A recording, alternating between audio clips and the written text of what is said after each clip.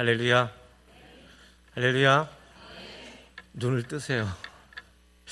좀 추울 것 같아서 지금 온도를 조금 높여놨더니 저를 보세요. 시작도 하기 전에 또 찬양은 또 너무 또 부드럽고 은혜롭게 불러서 자장가로 드리지 않았을까. 귀한 찬양 감사합니다. 할렐루야. 옆 사람에게 할렐루야. 네. 네. 이제 저를 다 보시는 것 같습니다. 감사합니다. 오늘 말씀은 조금 내용이 길어서 앞에 준비한 한 장을 좀 빼고 바로 진행해야 될 것 같아서 바로 말씀에 들어가겠습니다. 원래 설교는 바로 이렇게 들어가면 안 되거든요.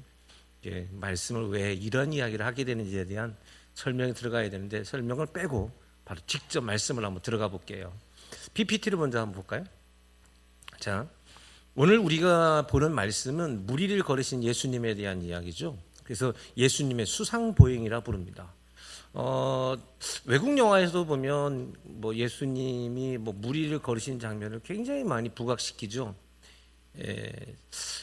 우리는 무리를 걸을 수 있습니까? 무리를 걸을 수 있는 사람이 없죠. 어떤 사람은 그렇습니다. 무리를 걸을 수 있느냐 했더니 예전에 우리 집 아이 중에 하나가 그러더라고요. 오른발을 내리고 오른발이 빠지기 전에 뭘 집어넣어라? 왼발을. 그러니까 왼발을 대고 왼발이 빠질 것 같으면 빨리 오른발 내라. 우리 집에 그렇게 동작 빠른 사람이 없는데 이 물에 안 빠진 거, 무리를 걸은 거를 가지고 우리가 굉장히 되게 중요한 이야기처럼 보이는데 사실은 이 이야기를 왜 이 이야기가 진짜 중요한 얘기일까? 예수님 무리에 걸으신 이야기가 이 속에는 어떤 이야기가 담겨 있나? 를 좀 깊이 보려고 해요. 자, 한번 보면 성경에 이 사복음서가 있는데 마태, 마가, 누가, 요한이 있는데 이 내용은 누가는 빠져 있어요. 마태, 마가, 요한이 이렇게 되어 있습니다. 누가가 같이 들어가야지 공간복음을 같이 본다는 뜻이거든요. 마태와 마가만 본 거예요. 그리고 요한은 나중에 다른 모습으로서 이 말씀을 설명합니다. 목적지가 마태복음에서는 건너편으로 가라. 예수님 건너편으로 가라 했던 거고 마가복음은 벳세다라고 하죠. 벳세다. 또 요한복음 가버나움이라고 부릅니다. 가버나움. 시점이 언제냐면 다 똑같이 다음에 오병이어 사건 직후예요. 오병이어 사건. 누가복음에는 오병이어 사건이 있어요, 없어요? 있어요. 그렇죠? 사복음서 다 있는 게 오병이어 사건이거든요. 근데 마태, 마가, 요한에만 이렇게 이 오병이어 직후로서 예수님의 수상보행 이야기가 나옵니다. 차이가 있다 하면 무리를 걸은 것은 예수님만 걷는 걸로 마가, 요한이 멈춥니다. 그런데 마태는 누가 걷는 것까지 나와요? 베드로가 걸어요. 베드로가 총 몇 번 걸어요? 몇 번 걸어요? 무리를. 베드로가 무리를 한 번 걷지 않아요. 2번 걸어요. 예수님한테 갈 때 한 번, 배로 다시 돌아올 때 한 번 물에 빠졌었죠. 그래서 갈 때 한 번, 2번, 그 2번에서 베드로가 총 2번이나 무리를 거르는 동작 빠르게 오른발 내렸다 왼발 내렸고 이거 이렇게 한 게 아니라 마치 도로를 걷는 것처럼 그렇게 베드로는 걷는다는 이야기가 마태복음에 독특하게 기록하고 있습니다. 예수님의 제자들, 복음서를 기록한 예수님의 제자들은 마태와 요한이죠.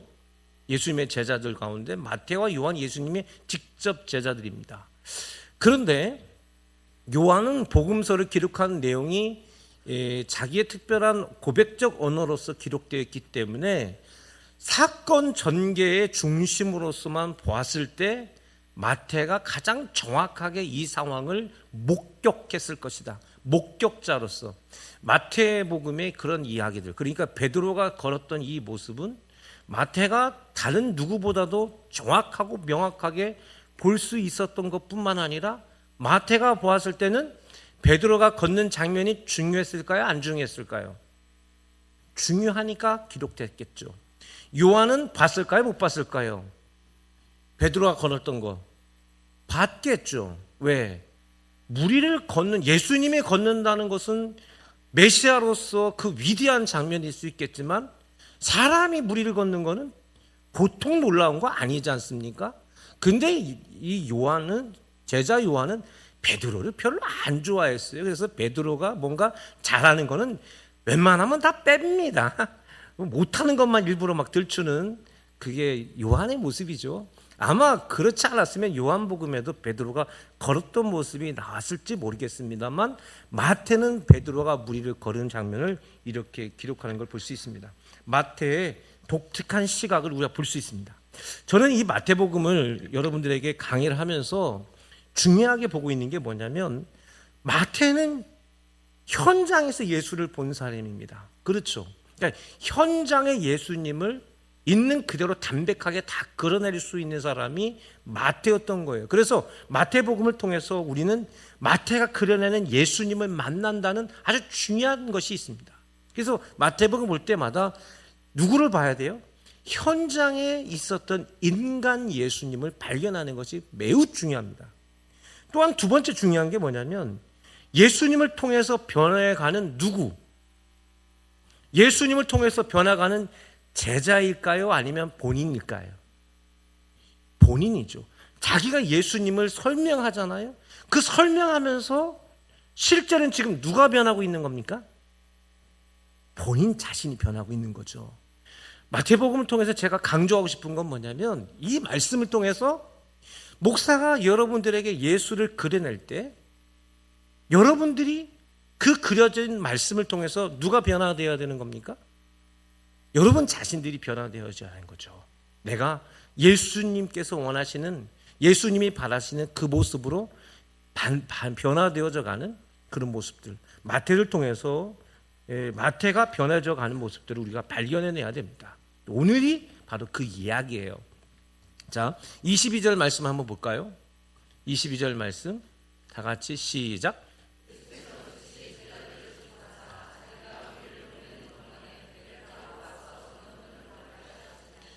예수께서 뭐 했다? 즉시라는 표현이 나와 있습니다. 우리가 22절서부터 말씀을 쭉 읽어보면 풍랑이 일어나는 것까지 굉장히 사건 전개가 빠르게 진행됩니다. 빨리 진행돼요. 내용이 굉장한 시간이 필요했던 것들인데 그 시간의 변화가 굉장히 빠르게 움직이는 것처럼 느껴집니다. 특히 이 문장에서 즉시라는 표현이 오늘 본문에 3번이나 나오는데 예수께서 즉시라는 표현을 했습니다. 그래서 시간이 굉장히 빨리 가는 것을 보게 하시죠. 이 빠르게 재촉하는 모습들은 제자들이, 사람들이 예수님을 재촉하는 모습이 아니라 누가? 예수님께서 제자들과 사람들을 급하게 움직이는 장면들을 볼 수가 있습니다. 예수님의 다급함이 보이는 거죠. 예수께서 즉시, 예수님의 다급함. 우리는 예수님의 이 다급한 모습을 통해서 놀람과 당황스러움이 있는 거죠. 우린 당황스럽죠. 왜냐하면 예수님의 이런 모습은, 즉 다급하다는 것은 예수님이 지금 뭐예요? 이 이야기, 즉 예수님께서 즉시라는 이 표현은 예수님이 지금 전혀 예상하지 못했던 결과로 인해서 당황하고 있다는 겁니다. 집에서 부모가 자녀들에게 야, 너 빨리 이거 해 라는 이야기는 뭐예요? 이 아이가 지금 원래 해야 될 일을 한다는 거예요? 아니면 다른 일을 한다는 거예요? 다른 일을 한다는 거거든요. 차를 탔는데 옆좌석에 있는 사람이 안전띠를 안 맸어요. 그러면 운전자는 뭐부터 시킵니까? 안전띠부터 빨리 매. 이러죠. 그 사람은 뭐예요? 안전띠를 안 맸다는 뜻이죠.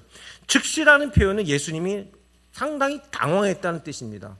예수님께서 합리적인 방법으로 이 문제를 해결하기가 어려웠다는 뜻이에요.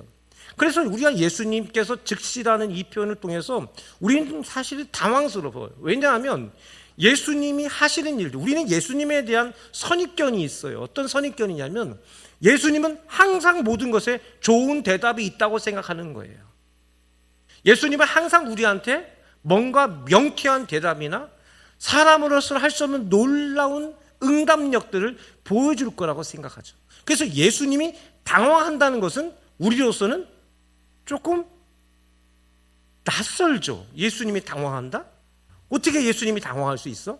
근데 우리는 예수님이 인간으로서의 예수님이 아니라 신으로서의 예수님으로만 다가가기를 원하거든요. 그래서 예수님이 인간적인 모습을 우리 속에 남겨져 있는 것들을 우리는 좀 불편하게 생각합니다. 신적인 모습으로만, 전지전능하는 모습으로만. 그래서 조그만 문제만 있어도 금방 답을 딱 내려놓고 확신을 가지게 해주고 뭔가 명확하게 일을 보여줄 것 같고, 예수님은 전혀 당황하지 않고 인자한 모습으로 웃으면서 문제를 100%다 해결할 것 같은데, 오늘 본문은 예수님이 그러지 않습니다. 예수님은 정확하게 당황하시고, 예수님께서 이 결과를 통해서 상당히 지금 마음에 뭐요? 두려움을 느끼고 있다는 것을 우리가 볼 수가 있습니다. 그러면 예수님이 이 모습, 즉 예수님께서 즉시라는 이 표현은 뭐예요? 예수님이 지극히 인간적인 모습을 우리가 발견해내죠. 그래서 우리가 마태복음을 통해서 보여지는, 즉 마태가 그려내고 있는 것은 예수님이 뭐예요? 참 인간의 모습, 참 인간의 모습, 완전한 인간의 모습을 명확하게 그려내는 거예요. 우리가 예수님이 인간이었다는 것을 배제시켜 놓고 하나님으로서만 예수님을 이해하게 되면 안 되는 거예요. 예수님은 참 인간이시면서 또 뭐예요? 참 하나님이십니다. 할렐루야. 그게 마태가 그려내고 있는 예수님의 모습이에요. 예수님의 모습. 자, 그런데 예수님이 지금 매우 당황했습니다. 매우 당황했어요. 그럼 예수님이 뭐 때문에 당황했을까요? 뭔가 지금 합리적인 해결 방법을 예수님이 드러냈는데 사람들이 예수님의 말을 안 들었던 거예요. 예수님께서 이렇게 했지만 전혀 그런 반응이 일어나지 않고 예수님이 감당할 수 없는 그런 반응이 있었다는 뜻이에요. 그게 뭘까요? 그게 뭘까요? 오늘 내가 괜히 높여놨어. 이분들이 지금 너무 따뜻해. 자, 제가 좀 전에 도표로 보여드렸듯이 이 무리를 거르신 사건 직전은 뭐였어요? 오병이어 사건이었어요. 오병이어 사건. 5천 명이 먹고도 남았어요. 할렐루야. 남자만 먹고만 남은, 남자만 5천 명이었어요. 그래서 여성들이나 아이들까지 한다면 이 적어도 최소한 뭐예요? 10,000명 이상, 남자만 5천 명이었다면 어린아이, 남성, 여성, 어른, 여성들 따지면 최소한 우리가 산술적으로만 따져도 2만 명 되는 거잖아요. 그렇게 먹고도 12광절에 남았다. 이거는 신학적 표현입니다. 신학적으로 그렇게 남았다는 것은 완전함이란 말. 모든 사람이 배불리 먹고도 완전하게 뭐예요? 행복함을 느꼈던 그 장면입니다. 오병이어 사건, 이런 사건을 어마어마하게 많은 사람들이 체험했습니다. 자, 이 체험한 이후의 결과가 예수님으로서는 감당할 수 없는, 예상하지 못했던 반응이 나오게 된 겁니다. 그게 뭐냐? 요한복음 6장에 가면 그 해답이 나와요. 요한복음 6장 14절 15절입니다. 다 같이 시작. 그 사람들이 예수께서 행하신 이 표적을 보고 말하되 이는 참으로 세상에 오실 그 선지자라 하더라. 그러므로 예수께서 그들이 와서 자기를 억지로 붙들어 임금으로 살리려는 줄을 아시고 다시 혼자 산으로 떠나가시니라. 그래서 예수님께서 무리를 거르신 거예요. 무리를 거르신 이야기야. 이유가 뭐냐면 예수님이 당황하신 두 가지 이유가 있는데, 하나는 뭐냐면 무리들이 예수님을 뭘로 삼으려고요? 임금으로 삼으려. 어떻게? 억지로 붙들어서. 예수님이 아니다라고 강하게 부정했음에도 불구하고 사람들은 뭐요? 강권적으로 예수님을 추대시키는 그런 엄청난 민중 봉기가 일어나는 시점이요, 그 순간입니다. 여기서 예수님이 조금만 머뭇거리면 그때 바로 민중 봉기가 시작되는 거예요. 바로 시작되는 거예요. 그 순간이에요. 예수님이 그 순간을 지금 경험하게 된 거예요.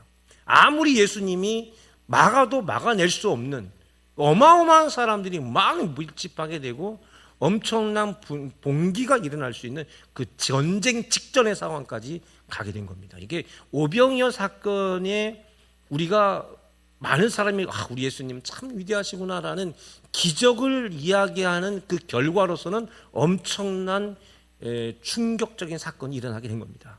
또 하나는 뭐냐면요, 예수님께서 오늘 본문의 배경이 되기 기록한 이유이기도 한데, 마태가 말하고 싶은 건 뭐냐면 세례 요한이 죽었어요. 그렇죠? 제자들이 세례 요한이 죽었습니다라는 이야기를 했어요. 그 말은 뭐냐라고 했습니까?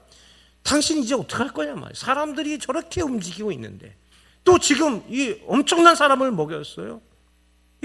지금 이 오병이어 사건 이전까지만 해도 마태나 제자들은 예수님이 이제 뭔가는 해야 될 거라고 생각한 거예요. 예수님이시라면 뭔가 백성들에게 자신이 누구인지를 드러내고 증명할 때가 됐다라고 이들은 충분히 생각하고 있었습니다.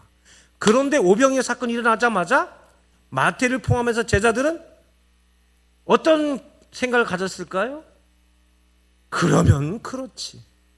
그래요. 이제 시작돼. 이제 됐다. 우리가 예수님이 늘 소극적이고 뭐 죄인들 뭐 병자들 이렇게 만나고 돌아다닐 때 이분이 뭔가 이런 능력이 있다면 세상 앞에 언젠가는 능력을 드러낼 텐데 오늘이 바로 그때구나. 드디어 때가 왔구나. 즉 일반 무리들도 이렇게 막 들불처럼 막 일어났지만 누구들에게도 예수님을 따르던 제자들까지도 이때구나라는 생각을 갖고 흥분한 상태에 이르게 된 겁니다. 그래서 오늘 본문 다시 돌아가면 예수님께서 22절에 가면은 예수님께서 누구를 먼저 보내냐면 무리를 먼저 보내요, 제자들을 먼저 보내요. 제자들을 먼저 보내는 겁니다. 제자들을 너희들 빨리 가. 너희들 빨리 가라. 재촉한 겁니다. 빨리 가라고 재촉했어요. 예, 이걸 예수님이 제자들을 어떻게 감당이 안 됐습니다. 빨리 가라, 빨리 떠나라. 그래서 막 밀리듯이 쫓겨 떠난 거고 무리들을 막 쫓아내고 예수님은 도망치듯 산에 올라가게 된 거라고 이 상황을 볼 수가 있습니다. 23절 한번 볼게요. 23절 시작. 무리를 보내신 후에 기도하러 따라 산에 올라가시니라. 저물매 거기 혼자 계시더니. 이 장면은 두 가지로 해석이 가능해요. 하나는 예수님께서 정확하게 세 가지입니다만 세 가지 마지막 이야기는 하려면 이것만 해도 모질라서 그 부분은 좀 빼겠습니다. 첫 번째는 뭐냐면 예수님은 원래 하루의 마지막을 산에 가서 기도하시는 걸로, 예수님의 기도의 습관입니다. 매일 홀로 산에 올라가서 기도하시는 습관. 그래서 우리가 예수님이 기도하시는 장면은 제자들이나 우리가 전혀 이상하지 않는 장면이죠. 또 하나 두 번째는요, 뭐냐면 예수님께서 저 자리에서 혼자 계셨다라는 저 표현까지 기록된 걸 보면 예수님이 이때 굉장한 마음의 흔들림이 있었던 걸 우리는 볼 수가 있습니다. 오병이어 사건이 예수님의 첫 번째 위기였던 거예요. 예수님에게 가장 첫 번째 위기, 첫 번째 위기였고 사탄의 첫 번째 실제적 시험이었어요. 예수님께서요 광야에 가서 40일 금식하고 난 다음에 마귀가 첫 번째 시험한 게 뭡니까? 마귀가 예수님 찾아와서 뭘 시험해요? 돌이 떡덩이가 돼. 돌이 떡덩이가 되겠어요. 다시 말씀드리면 돌은 밥을 말한다. 이 떡은 밥을 말하는 거예요. 야, 돌로 밥 해 먹어라 라는 이야기를 했죠. 물질에 대한 시험이었어요. 이 땅에 있는 모든 사람들 정치가로서 가장 첫 번째 문제인 경제 문제만 해결되면 계엄을 하든 탄핵을 하든 뭐를 하든 독재를 하든 뭐라든 아무 상관없습니다. 왜요? 돈 문제 해결되면 별로 신경 안 씁니다. 돈 문제가 있으니까 시끄러운 거죠. 사람들 비겁합니다. 비겁한 거야 뭐 민주주의다 뭐다 아니요. 돈 많이 벌어다 주고 뭐 괜찮으면 뭐라고 하지도 않아요. 되게 다들 의로운 것처럼 뭐다 어떻다 뭐 다 나와서 다들이 다 의롭대. 아이고 난 정말 웃겨 죽겠어요. 뭐 의롭습니까? 다 이유가 있는 거지. 그래서 우리 믿음으로 기도해야 됩니다. 할렐루야. 우리 소망교회 성도님들 늘 기도하면서 하나님 뜻을 기다리는 겁니다. 자, 그런데 중요한 건 이거예요. 마태가 예수님의 인간 예수를 그려냈다는 거예요. 즉 이 오병이어 사건을 통해서 예수님도 충분히 인간의 감정과 욕망과 욕구가 가장 강력하게 일어난 순간이 바로 이 순간이었던 거예요. 예수님에게도 엄청난 흔들림이 있었던 순간인 겁니다. 이 순간이 그래서 예수님에게는 첫 번째 위기의 순간이었던 것입니다. 그렇기 때문에 마귀가 예수님을 이렇게 사람들을 충동해서 예수님의 마음을 흔들어 놓았던 것뿐만 아니라 사람들의 반응도 뭐예요? 최고조로 올라갔습니다. 예수님 생애에 있어서 이 오병이어 순간과 마지막 십자가의 순간, 이 두 순간이 예수님에 대한 민중들의 최고도의 순간이에요. 최고에 대해서. 여러분 보세요. 하루 종일 지금 세례요한도 죽었지, 나라는 지금 망해져 가지, 우리를 이끌 지도자는 없어 서로 황당하고 황망한 상태에 있어서 어떻게 할 수 없는 상태에서 어떤 이 시골에 자기와 같은 신분을 가진 젊은이가 나와가지고 말씀을 전하면서 그 순간 그 자리에 있던 모든 사람에게 밥을 먹였단 말이에요. 어디든지 밥 사는 사람 어른 아닙니까? 그렇잖아요. 밥을 사요. 밥을 사. 어른 대접받고 싶으면. 그 예수님이 그랬단 말이에요. 어마어마한 순간, 최고도에 올라가. 최고도. 이거 어떻게 사람이 막을 수 없을 그런 순간이고, 그만큼 뭐예요? 예수님에게도 가장 강력한 시험의 순간이었던 것입니다. 인간의 감정과 욕망과 욕구를 뭐로? 예수님께서 기도로 쓸어내고 있는 순간이었습니다. 예수님은 예수님이기 때문에 시험이 아니라고 생각하면 예수님을 잘못 알고 있는 거예요. 예수님은 인간이기 때문에 그 시험을 다 받으신 겁니다. 그래서 예수님 기도할 수밖에 없었던 겁니다. 성도 여러분, 인간은 지혜와 지식으로 자기를 통제할 수 없습니다. 사람을 통제하는 건 하나님의 영밖에 없어요. 할렐루야. 여러분 자신을 쓸어내릴 수 있는 길은 하나님의 영, 성령밖에 없습니다. 할렐루야. 예수님은 그걸 보여주셨어요. 그래서 뭐예요? 예수님은 하나님의 능력을 힘입기 위해서 기도하며 그 시험을 이겨나가고 있는 장면. 그러니까 이게 예수님에게는 엄청난 기적의 순간이지만 어마어마한 뭐예요? 시험의 순간. 그래서 여러분, 은혜를 많이 받은 자리에 뭐가 있습니까? 시험도 있습니다. 그래서 여러분, 은혜를 충만하게 받은 자리는 늘 뭐예요? 조심하고 기도하고 자랑하지 않고 하나님만 앞에서 겸손해야 될 이유가 거기에 있습니다. 성령의 통제가 필요한 겁니다. 자, 24절 넘어가 볼까요? 24절 시작. 배가 이미 육지에서 술이나 떠나 바람이 거스름으로 물결로 말미암아 고난을 당하더라. 예수님은 직업이 어부가 아니죠. 그렇죠? 어부가 아닙니다. 예수님은 목공입니다. 갈릴리 호수의 위험을 잘 알지 못했습니다. 갈릴리 호수는요, 여기 성경에 바다라고 되어 있는데 바다가 아니라 호수죠. 바다라고 부릅니다. 그러니까 이것은 밤에 함부로 나가면 안 돼요. 이곳은 잔잔하다가도 갑자기 북풍이 불어와서 이게 일반 바다에서 부는 어마어마한 파도가 일어나는 그런 곳이 이 갈릴리호수입니다. 갑자기 통제할 수 없는 곳이 되는 것이 갈릴리 바다입니다. 제가 마태라면 이 순간 예수님을 많이 원망했을 것 같아요. 왜 갑자기 우리를 베어태워 보내나? 지금 이렇게 일생일대 어마어마한 순간, 이제 드디어 예수님께서 깃발을 들고 나가시기만 하면 함께 뭔가 내 목숨을 바쳐서라도 내가 이 나라와 이 민족을 위해서 일할 텐데, 예수님께서 여기서 한 말씀만 하신다면 나의 모든 걸 다 드려 이 세상을 바꿀 텐데 하는 그 순간에 갑자기 싹 쫓아버리더니 배를 타고 가라는 거예요. 근데 이 사람들은, 예수님의 제자들은 본능적으로 그 배를 타면 안 된다는 걸 알았거든요. 왜요?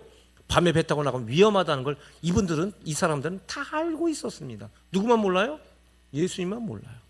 자, 이게 얼마나 위험한 순간입니까? 바에 갑자기 배를 태운다고?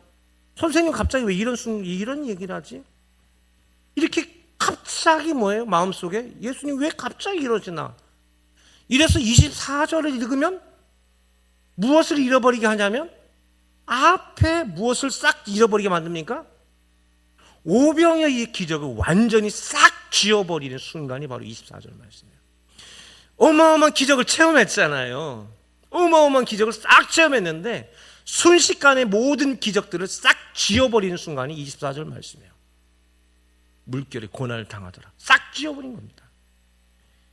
마가복음 벳세다라고 갔다라고 간다라고 했는데, 벳세다는 뭐냐, 베이트세다라 해주고 어부의 마을이라는 것이거든. 이거는 베드로, 안드레, 빌립의 고향인데, 이들은 이곳에 밤에 함부로 가면 안 되는 걸 누구나 보다 더 잘 알고 있었습니다. 적어도 이런 예수님의 행동을 이해할 수도 없었고, 오히려 뭐요? 제가 만약 이 예수님의 제자였다면 예수님한테 불평했을지도 모르겠습니다. 왜 이러시니까. 아마 저뿐만 아니라 이 자리에 있었던 제자들 가운데 예수님에 대한 원망이 있었던 사람이 있었을 겁니다. 무엇을 보았는데도 오병이어를 봤음에도 불구하고, 홍해가 갈라지고 만나와 메추기를 먹었어도 그들은 항상 하나님께 뭐 했습니까? 불평했듯 똑같이 그런 현상이 일어나게 된 것입니다. 뭔가 맛있는 음식을 먹고 있는데 갑자기 후식을 딱 줘버리면 입맛이 뚝 떨어져 버리는 거거든요. 그렇죠. 마치 그거예요. 지금 맛있는 그 스테이크를 다 쓸어 먹어 한 입 먹어서 너무 맛있다는데 갑자기 후식을 딱 줘버려. 그러면 그것 때문에 입맛이 어떻게 버려요? 싹 치워져 버린다고. 바로 이 순간이에요. 오병이의 어마어마한 기적이 순식간에 싹 사라져 버리고 지워버립니다. 24절의 말씀. 당황스럽죠. 25절과 26절 말씀 볼까요? 시작. 밤사경 예수께서 바다 위로 걸어서 제자들에게 오시니 제자들이 그가 바다 위로 걸어오심을 보고 놀라 유령이라 하며 무서워하여 소리 지르거늘. 아멘. 거의 좌초위기에 몰린 상황에서 예수님이 제자들에게 오시죠. 어떻게 오십니까? 물 위를 걸어서 오십니다. 그렇죠. 제자들은 이 모습을 뭘로 보았더라? 귀신, 유령으로 보았습니다. 자, 여러분 여기서 한번 물어볼게요. 예수님께서 물 위를 걸어서 오신 것은 기적입니까? 기적이 아닙니까? 기적이죠. 분명히 기적입니다. 물 위를 걸었기 때문에 예수님의 기적으로 보입니다. 여러분, 그런데 저 장면에서 25절, 26절을 읽으면서 진짜 기적은 뭘까요? 진짜 기적. 우리가 봐야 될 진짜 모습이 뭡니까? 물 위를 걸으신 것이 기적입니까? 제자들에게 예수님이 오신 것이 기적입니까? 뭐가 기적이에요? 여러분, 우리 인생 가운데 진짜 기적은 오병이어 사건이 기적입니까? 하나님의 아들이신 예수 그리스도가 우리에게 오신 것이 기적입니까? 그렇죠. 오병이어의 결과는 뭐여야만 했습니까? 예수님이 우리의 생명이 떡이십니다라는 것을 알아야 하는 것이 오병이어의 결과이어야 했습니다. 그런데 사람들은 뭐예요? 예수님을 뭘로? 장군으로 만드는 거예요. 예수님이 장군이 돼서 이 로마를 무찔러내는 것이 그들에게 바라는 기적입니다. 그러나 예수님은 그거하러 이 땅에 오신 분이 아니에요. 뭐하러 오셨습니까? 이 땅에 생명의 떡이 되시고자 이 땅에 오신 것입니다. 할렐루야. 예수님이 물 위를 걸은 건 기적이 아닙니다. 예수님은 그 물을 만드신 분이십니다. 물을 없앨 수도 있고 더 가득 채울 수도 있고 물 위를 걸을 뿐만 아니라 공중을도 날릴 수 있습니다. 믿습니까? 예수님에게는 물 위를 걷는 건 기적이 아니에요. 우리에게 진짜 기적은 예수님이 물 위를 걸으신 것이 아니라 우리에게 오신 게 기적인 것입니다. 할렐루야. 근데 제자들은 뭘 본 겁니까? 물 위를 걷는 것만 보는 거란 말이에요. 그게 기적으로만 보였단 말이에요. 진짜 기적은 예수님이 우리에게 왔다는 사실을 제자들은 지금 놓치고 있는 것입니다. 진짜 기적이 뭐냐? 하나님의 아들이 우리에게 오신 것이 진정한 기적이라는 사실을 믿으시기를 주님의 이름으로 바랍니다. 우리가 신앙생활하면서 놓치는 게 뭐냐면 현상이에요. 어떤 현상이 엄청난 기대와 어떤 결과 때문에, 그 현상 때문에 하나님의 역사였다고, 하나님의 능력이었다라고, 하나님께서 주신 은혜였다라고 우리가 고백하는데, 진짜 은혜는 무엇입니까? 그 현상이 아니라 우리 마음속에 늘 함께 하셨던 하나님이 내게 주셨던 믿음과 용기가 진정한 은혜인 줄로 믿습니다. 그게 예수 믿는 사람의 은혜예요. 우리가 어떤 현상이 일어나는 것만이 은혜라고 생각한다면 우리는 항상 예수님이 이런 특별한 일만 해주는 특별한 마술 봉우리만 생각하는 것입니다. 그것을 생각하면 예수님은, 우리는 뭐예요? 오병이어 사건이 있었던 그 백성들과 똑같은 사람이 되는 거예요. 어떤 현상이 아니라 그런 현상 가운데 내 그런 어려움과 고난과 슬픔과 아픔과 또 그런 인내 현장 속에서 내 마음 속에 내가 버틸 수 있고 인내할 수 있고 끝까지 주님을 바라볼 수 있는 그 믿음, 할렐루야, 그 믿음이 진짜 기적이라고요. 믿습니까? 내게 뭔가 손에 주어져야 기적이 아니라 끝까지 버틸 수 있는 힘이 은혜라고요. 그게 기적이라고요. 끝까지 하나님만 바라볼 수 있다는 것이 진정한 기적이라는 사실을 믿으시기를 주님의 이름으로 바랍니다. 제자들은 그걸 몰랐어요. 그러니까 내게로 다가오신 분이 하나님의 아들이고 우리에게 오신다는 사실이 중요한 것인데도 불구하고 무리를 걷는 것만 보았기 때문에 예수님이 뭘로 보인 겁니까? 귀신처럼 유령처럼 보인 거예요. 예수님이 유령으로 보였던 겁니다. 뭘 모르니까? 우리에게 오시는 그분이 누군지를 모르니까. 그렇습니다. 우리 안에 진정한 하나님의 은혜가 왔음에도 불구하고 그 은혜를 모르게 되면 하나님의 역사인 줄을 모르고 살아가는 불행한 인생들이 되는 것입니다. 그래서 27절에 뭐라고 생각해 봅시다. 27절 시작. 할렐루야. 이 말씀이 가장 중요한 말씀이에요. 안심하라. 따르세요. 그죠? 따르세요. 안심하라. 예. 나니 에고 에이미. 신약 성경의 가장 중요한 명제 에고 에이미. 두려워 말라. 포베오. 이렇게 되어 있습니다. 자, 안심하라, 나니, 두려워 말라. 이 세 가지 말 중에 가장 중요한 게 뭘까요? 안심하라, 나다, 두려워 말라. 이 세 가지 중에 가장 중요한 게 뭐예요? 뭐예요? 이제 우리 성도님들이 실력이 보통 수준이 넘어갔어. 나다, 에고 에이미, 에고 에이미, 나다. 이게 왜 중요하냐면요, 여기서 예수님이 나다라고 불렀던 이 나라는 표현은 성경의 가장 위대한 표현이에요. 왜냐하면 PPT 한번 가볼게요. 자, 여호와라는 표현이에요. 여호와는 누구의 이름입니까? 하나님의 이름이죠. 자, 밑에 야훼라고 써 있는데 저 히브리어 말이 여호와를 저렇게 부릅니다. 그런데 저 말은 로마자로 쓰면 저 네 가지 단어예요. YHWH 요거만 씁니다. 모음이 있어요, 없어요? 모음이 없어요. 원래 여호와라는 이름은 없는 이름입니다. 하나님의 이름은 원래 없어요. 하나님께서 모세에게 나타났는데 모세가 하나님께 묻죠. 당신이 누구십니까? 그러니까 하나님 뭐라고 말씀하세요? 뭐라고 말씀하세요? 출애굽기 3장 14절에 나는 스스로 있는 자다 말씀하셨죠. 처음 듣는 얘기예요. 출애굽기를 다시 강의를 해야 되나? 모세가 묻죠. 당신이 누구십니까? 하나님 뭐라고 말씀하세요? 나는 스스로 있는 자다라고 우리 한글 성경에 너무 멋지게 써 있지만 그렇게 써 있지 않아요.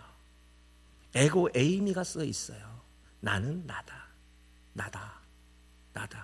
그게 야훼예요. 야훼. 이것이 언어적으로 바뀌어가지고 예호와에서 여호와로 쓰고 있는 거예요. 원래는 야훼라는 표현이 맞고요. 야훼도 정확한 표현이 야훼 이 표현이고 원래는 야훼도 아닙니다. 사실 정확하게 하는 여호와를 읽는 말은 정확하게 몰라요. 없어졌어요. 근데 우리가 저기다 몸을 줘서 야훼라고 이렇게 부르고 있지만 사실은 그래서 사실은 저 표현만 있을 뿐 사실은 예수님의 하나님의 이름은 없어요. 그냥 나예요. 나 존재하는 이 세상에 존재하는 유일한 한 분, 이 땅에 존재하는 유일한 한 분, 그게 바로 야훼. 그래서 유대인들은 그 하나님의 이름을 함부로 부를 수 없어서 주님이라 저 표현 야훼라는 표현이 나오면 그때마다 아도나이라고 불렀어요. 주님으로 불렀어요. 나의 주님이라. 그래서 신약 성경에 오면 저 야훼가 뭘로 바뀌는 겁니까? 야훼가 에고 에이미로 바뀌는 거예요. 에고 에이미. 큐리오스 누굽니까? 누구예요? 예수. 야훼는 그 뭐예요? 오늘 본문에 내가 야훼라는 뜻이에요. 할렐루야. 내가 야훼야. 예수 그리스도가 야훼예요. 할렐루야. 그 위대한 명령, 위대한 선포, 내가 바로 그야. 내가 나야. 내가 나이기 때문에 너는 안심하고 두려워하지 마. 할렐루야. 물 위를 걸으신 게 기적이 아니라 지금 내 눈앞에 계신 그분이 나인 그분이신데, 여호와신데, 그분이 뭐다? 너희 가운데 왔다. 너희 가운데 왔다. 그러니 뭐하라? 따르세요. 안심하라. 따르세요. 안심하라. 요한복음에 강의할 때 말이죠. 따르세요. 안심하라. 그렇죠. 두려워하지 말라. 할렐루야. 바다는 뭡니까? 바다는 죽음의 공간이죠. 성경의 바다는 죽음의 공간을 표현합니다. 인간은 죽음의 존재죠. 예수님이 뭐예요? 죽음의 자리에서 우리 인간에게 내가 너를 창조한 여호와. 뭐라고 말해요? 안심하라. 뭐가 기적이에요? 물 위를 걸으신 게 기적이에요? 예수님이 에고에임이 여호와신 것이 기적이에요. 이게 기적이죠. 예수님은 하나님이세요. 할렐루야. 우리 인간에게 오시기 위해서 하나님의 아들의 형상으로 오신 거예요. 그분은 창조하실 때 계셨던 분이고, 그분은 늘 우리에게 야훼로 나타나. 나는 나로서. 그것이 바로 오늘 27절에 나와 있는 위대한 말씀이죠. 할렐루야. 그러나 사람들은 예수님은 뭐가 되기를 원합니까? 장군이 되기를 원합니다. 장군은 뭐예요? 그거는 피조물이잖아요. 예수님은 장군이십니까? 아니죠. 예수님은 나의 구원자이십니다. 우리 모두의 구원자. 할렐루야. 여호와 하나님의 아들, 그 아들의 모습으로 이 땅에 오신 하나님. 그래서 우리는 예수님을 성자 하나님이라고 부른 것입니다. 할렐루야. 성자 하나님. 그래서 우리가 사실은 정확하게 여호와는 하나님의 명칭이 아니라 하나님에 대한 표현일 뿐이지 실제 하나님의 이름은 없어요. 하나님에게서 우리에게 나타난 자기 계신 딱 하나입니다. 나는 나야. 그거 외에 하나님에 대한 다른 표현이 성경에는 없어요. 유일한 존재자, 이 땅에 유일하게 존재하시는 분은 누구밖에 없다? 하나님 한 분. 여호와라는 표현, 야훼라는 표현이 담긴 위대한 말씀인데, 오늘 27절에 보면 그 이야기를 한 거예요. 에고에임이, 내가 바로 뭐다?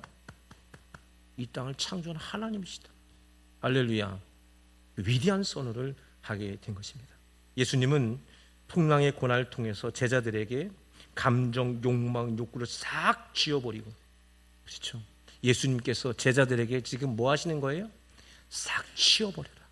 예수님 외에 다른 것은 다 지워버려라. 예수님 외에 다른 건 다 지워버려라. 무리를 걷는 것, 오병이어의 사건, 어떤 병자를 낚은 것, 죽은 사람 살려, 다 지워내. 내가 누구인 것만, 내가 누구인지를 너희들이 바르게 고백해야 된다. 할렐루야. 예수님은 그것 하나를 하시기 위해서 이런 뭐예요? 죽음의 공포를 느끼게 하시고 무리를 거리신 거예요. 뭔가 특별한 재주를 보여주고자 한 것이 전혀 아니라는 사실을 믿으시기를 바랍니다. 자, 설교가 여기까지면 얼마나 좋겠어요. 문제는 배씨 때문에 문제야. 여기서 웃어야 되는 거예요. 여기서 웃어야 돼. 문제는 배씨 때문에 문제입니다. 배씨가 누구예요? 베드로가 문제야. 갑자기 베드로가 나타났네. 마태가 이 부분을 생략하지 않아요. 이 앞에까지만 해도 예수님의 분명한 말씀이 있었는데 베드로가 걷는 이야기가 나옵니다. 28절 29절 넘어가 볼까요? 시작. 베드로가 대답하여 이르시되 만일 주님이시거든 나를 명하사 물 위로 오라 하소서 하시니 오라 하시니 베드로가 배에서 내려 물 위로 걸어서 예수께로 가되. 베드로가 물 위를 걸어요, 못 걸어요? 걷죠. 첫 번째 걸음이죠. 물에 빠졌다가 다시 걸어서 오죠. 두 번 걷습니다. 베드로는 두 번 이렇게 걷습니다. 자, 30절로 넘어가 볼게요. 자, 30절 한번 잘 보세요. 다 같이 시작. 바람을 보고 무서워 빠져가는지라 소리질러 이르되 주여 나를 구원하소서 하니. 자, 여러분, 베드로가 물에 빠지게 된 것은 무엇 때문에 빠지게 된 겁니까? 무서워서. 그렇죠? 무서워서. 그러면 베드로가 무서워한 건 뭐예요? 뭘 무서워한 거예요? 저기 30절에 보니까 바람이죠. 그죠? 바람을 무서웠습니다. 지금 베드로는 육지에 있습니까? 바다에 있습니까? 바다에 있죠. 바람이 무서운 겁니까? 바다가 무서운 겁니까? 바다가 무서운 거죠. 그렇죠. 바람이 무서운 게 아니죠. 바다가 무서운 거죠. 육지에서 바람 불었으면 그냥 괜찮잖아요. 그죠? 바다라서 위험한 거죠. 근데 성경은 바다가 무서운 거라고 해요? 바람이 무서운 거라고 해요? 바람이 무서운 거라고 성경에 나와 있습니다.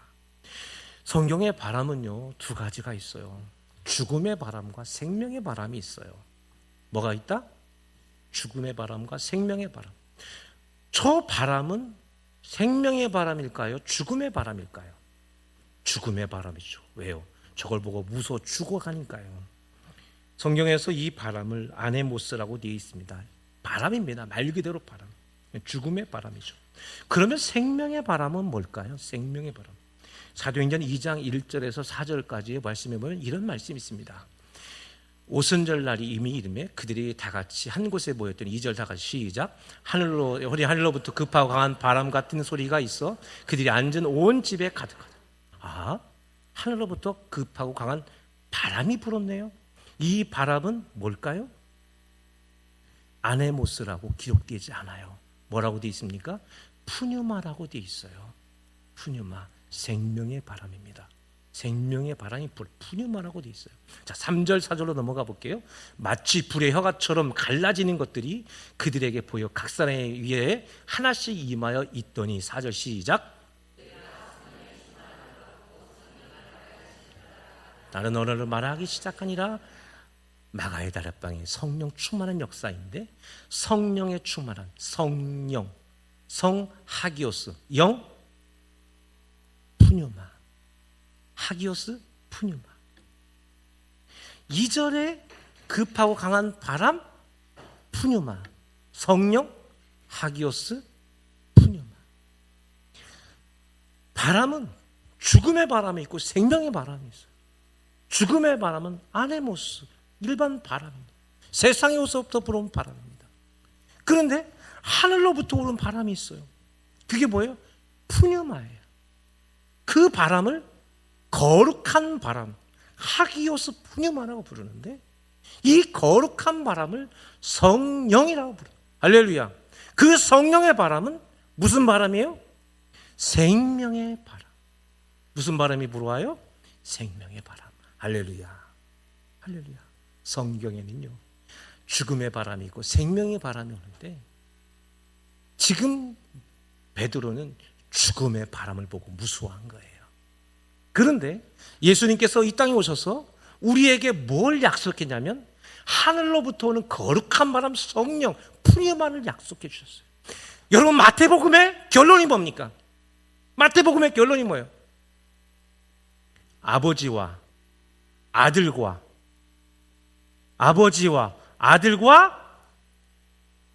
하기오스 푸뉴마, 성령의 하늘의 바람, 성령. 할렐루야. 이게 결론이에요. 그 결론이에요. 할렐루야. 예수님께서 베드로의 물에 빠짐을 통해서 우리 인간이 살아갈 수 있는 길은 어디로부터 오는 바람? 하늘로부터 오는 바람, 성령, 생명의 바람을 가지고 살아가는 자들은 구원받게 될 것을 약속하고 계시는 것입니다. 할렐루야.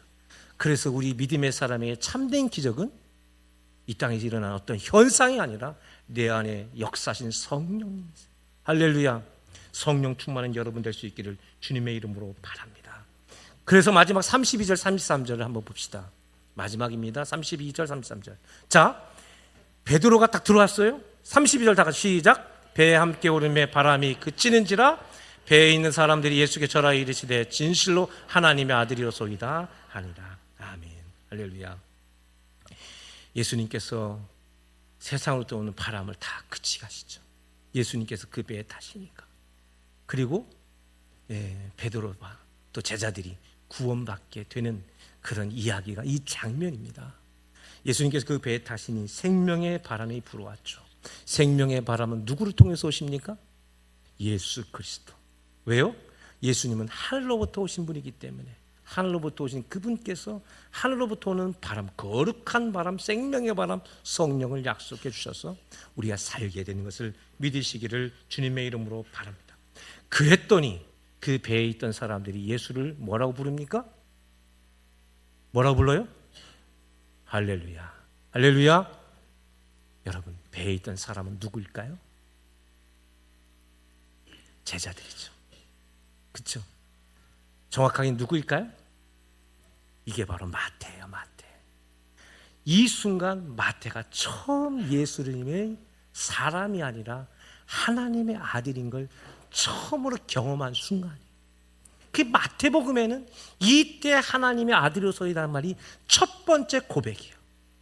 14장 33절에 와서 드디어 인간들의 고백 가운데 하늘에서 나는 소리가 아니라 인간들 스스로 고백해서 하나님의 아들입니다라고 첫 번째 고백한 말씀이 이 말씀이에요. 누가 고백한 거예요? 마태가 고백한 거예요. 예수님을 만나서 저분이야말로 진짜 하나님의 아들이시구나. 마태가 이제야 예수님을 알게 되는 순간입니다. 할렐루야. 그래서 우리는 마태를 통해서 예수님을 알아야 되고, 예수님을 통해서 변화되지는 마태처럼 예수님을 통해서 내가 변해야 되는 것입니다. 할렐루야. 예수님을 만난 거예요. 오늘 이 말씀에 제일 중요한 것은 이 마지막 고백입니다. 마태가 드디어 누구를 만났어요? 예수님을 만났어요. 바울처럼 하늘의 음성을 듣고 반응한 걸 급하게 변한 게 아니라 그것을 목격하면서 스스로 그 마음에 그런 놀라운 체험들이 일어나기 시작했습니다. 소망의 가족 여러분, 이게 바로 신앙이에요. 이게 기적이에요.